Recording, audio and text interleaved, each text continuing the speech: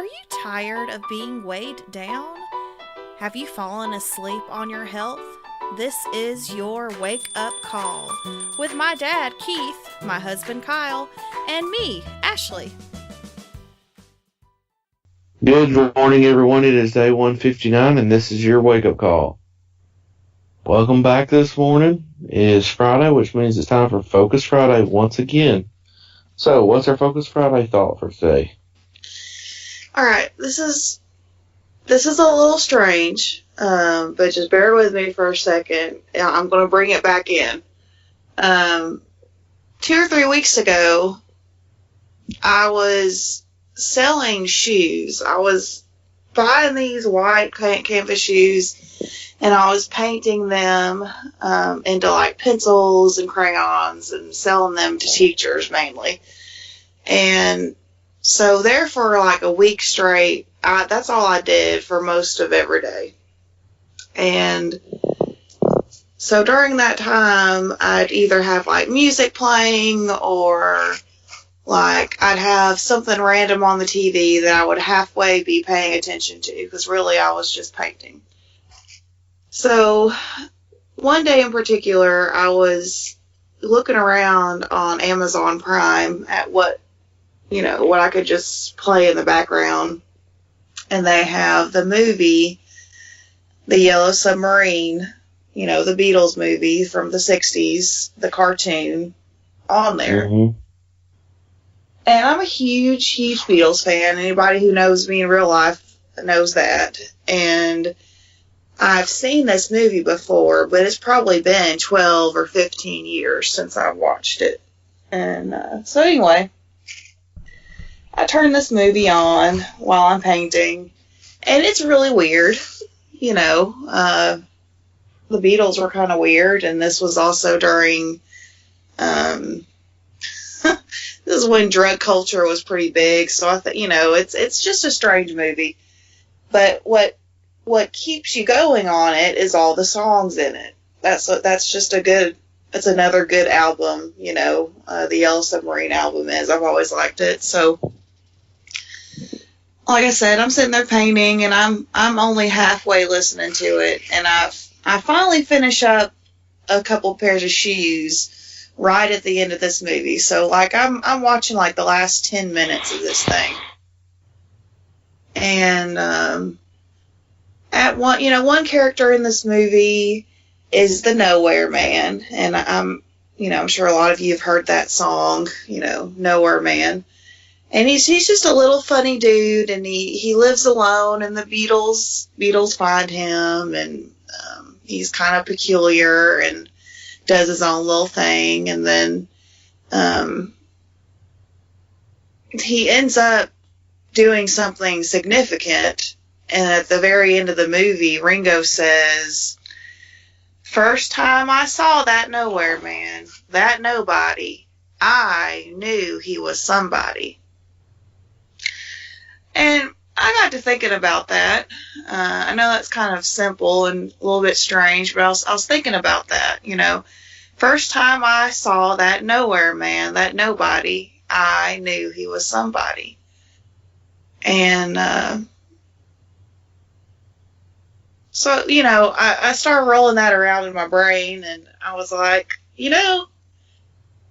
everybody needs those people, right? Like, we all need people in our life that knows we are somebody, that we can accomplish our goals, that we can do it. We all really need those people. And so today I kind of want to talk about how we can try to surround ourselves with those kind of people who aren't going to drag us down, who aren't going to discourage us. And on the flip side of that, I think we also need to try to be those people for others too.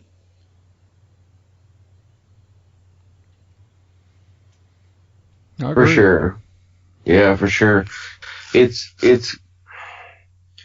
you have to have people that can see the potential in you to encourage you and remind you of it. And Because honestly, we get discouraged, we forget about it ourselves. Right. And sometimes it's just hard to be truthful with ourselves. For me, well, and really for anybody who's ever struggled with weight, there's this like kind of fat kid mentality, right? You've always been a fat kid, and in your mindset, you're always going to be a fat kid. There's always this, it's your identity in some ways. And so for somebody to see the potential of what you could become and on a regular basis say, you're doing well, you're, and to encourage you and to remind you why you're doing what you're doing. Because the truth is, we get off track, we forget, we get discouraged, we want to quit. And to have somebody else to say, no, you're somebody, you can do this. You're not a nobody. You're not a loser. You can get in here and you can make this happen. Kind of I don't want to say a cheerleader, but in a sense, yeah, a cheerleader of sorts to kind of encourage you and press you forward. Yeah. We need those people. Well, I think growing up, I can remember, I was always kind of big for my age. And sports was kind of my outlet as far as that goes, because I always had coaches and stuff in school that would encourage me to play ball, play football because you're big, or play basketball because you're tall. Right. But it's kind of the same thing you're talking about. Is I always could find a place where I could fit in and do well, because I had people that pushed me and, told me I could do it and believed in, what I could do. And it made things a lot simpler for me. Yeah. Especially when I was young. But that doesn't go away. When you get older, you still need that kind of thing, especially if you're not motivated to do what you need to do. So Right. that's a good quote. Yeah, and I think about the fitness world now, and one of the biggest things going right now is CrossFit. And I think one of the biggest motivators for people who get into CrossFit is this kind of little family you form with these people, because you end up, you end up getting on a schedule, and this doesn't just go for CrossFit. I think it can go for just going to the gym or whatever in general. You end up going at the same time, every day, every week. And then you get to know other people who are there. Excuse me. And you kind of just form this little bond, like, we're doing the same thing. We're doing this together. We're here at the same time every day. And, that's motivating too. Yeah, there's tracking and accountability too. And one of the things about, I think that CrossFit or any of those kind of group training activities like that have sometimes is that there is this, like you said, camaraderie. It's kind of this family type atmosphere where it's kind of like, okay, you've just got 3 more reps. Right. You're in the middle of a set and you're having trouble getting through, and somebody's spotting you and they're talking you through it. It's like, okay, you're there. Come on, lock it out. Sometimes that's that last little boost that you need, because we're constantly playing this mental game as we work out. Our body is telling us, our mind is telling us quit. Our body's usually telling us quit sometimes too. And our natural tendency is to want to listen to that. Mentally, we have to become stronger to kind of overcome what our body what our body's telling us, so that we can push ourselves, so that we can grow and that we can improve. Sometimes having that other voice saying those and reaffirming what you're saying and reminding you as you're working out, health. Now, another thing CrossFit has going, they're going through the same junk you're going through. Right. So they'll tell you if I can do it, you can do it. The other thing is they do what they can do. Right. Their goal is to meet or to be the best, have the best time, or do the most sets. It's a competitive atmosphere as well, but at the same time, people want to see you succeed. They want you to be the best. They want you to hit your set. We see I a think lot they call.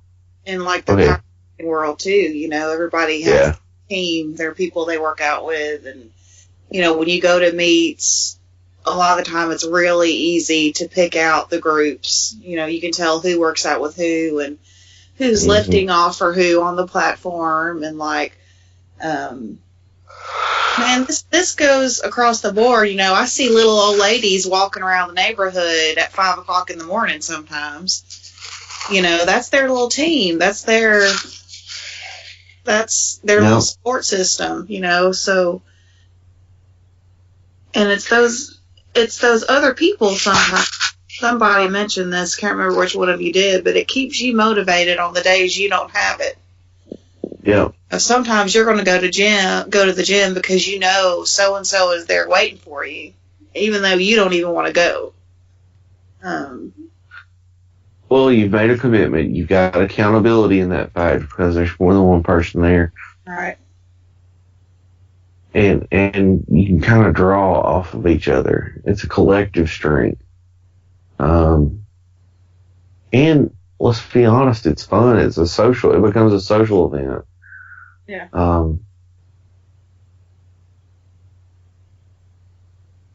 A lot of times, it kind of goes to a change in how we associate with people. Because a lot of times, let's be honest, when we go out to eat, sometimes there's a social aspect to it. You think about spending time with people. Well, we can meet you guys for supper at this place, and you go out and you end up sharing stuff or eating too much, or because there's a social aspect to it. Gym can kind of work in the same way, or workouts, or even just walking. I think there's a big advantage to group workouts. Yeah. So. Yeah. And yeah.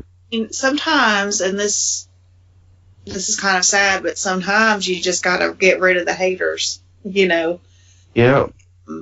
If there are those people who just, and I've had some of these people in recent years who just didn't understand what I was trying to do and would kind of smart off anytime they noticed what I was eating, or I had one person who'd smart off and say, "Are you vegan today?" and stuff like that. And, you gotta rid yourself from those people. And if that's a person that you have to find yourself being around, then just don't talk to them about things. And if they have nasty comments, just move on. You can't have, it's hard enough doing this anyway. It's hard enough staying on the right track. You don't need people there who are constantly wanting to pull you down. And there are going to be people out there who aren't going to support you just for the fact that you're succeeding and they aren't. Mm-hmm. And or just the fact that you're doing it. The fact you're going out and making it happen in some way, shape, or form. Even if you're not as successful as you need to be, just the fact you're doing it threatens it. Yeah.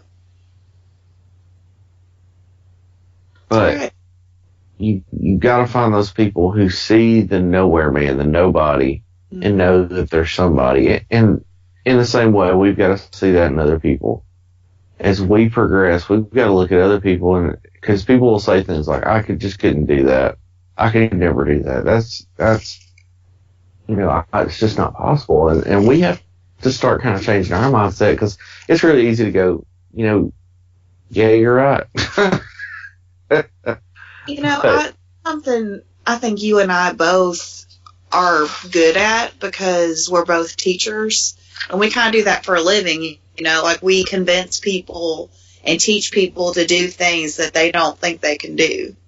Mm-hmm. And so I think both of us find it easy to be encouragers. And some people, it doesn't come that naturally to them, you know. And I also grew up in a household where, you know, both mom and dad were always encouraging. And every time I left the house, you know, to leave, to go somewhere for the weekend or to leave for the summer, wherever I was going, Daddy would always say, be a leader. I mean, he said this since I was little, and even before I even knew what that meant, you know, be a leader. That's a small phrase, but it carries a lot, you know. Yeah. I've just always been lucky to have people who knew I could be a somebody. And if you have any influence over anybody in your life, then do that for them, because you know how much it means to you when someone believes in you. So find those people out there in your lives who need the encouragement and be that person for them. It can make the world of a difference in somebody, and you don't even realize it. Yep. Totally. Well, all right. Okay, so I told you it's kind of a weird little quote, but it's just ever since I heard that a few weeks ago, I've just been thinking about it, you know. And like I said, guys, go out there. Even if you feel like a nobody, that is not the truth. You are somebody. You can do it.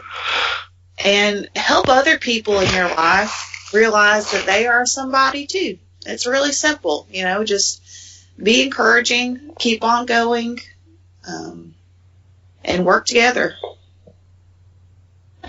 Yep. All right, everybody, this was your Focus Friday. Thank you for listening. I hope you've had a good week, and I hope this episode was a source of encouragement to you as well. Don't forget to tune in tomorrow. It'll be Saturday, and don't forget to subscribe. Don't forget to follow us on social media at Our Heavy House. And you can also find my Instagram at My Plant Food Diary. Talk to y'all later.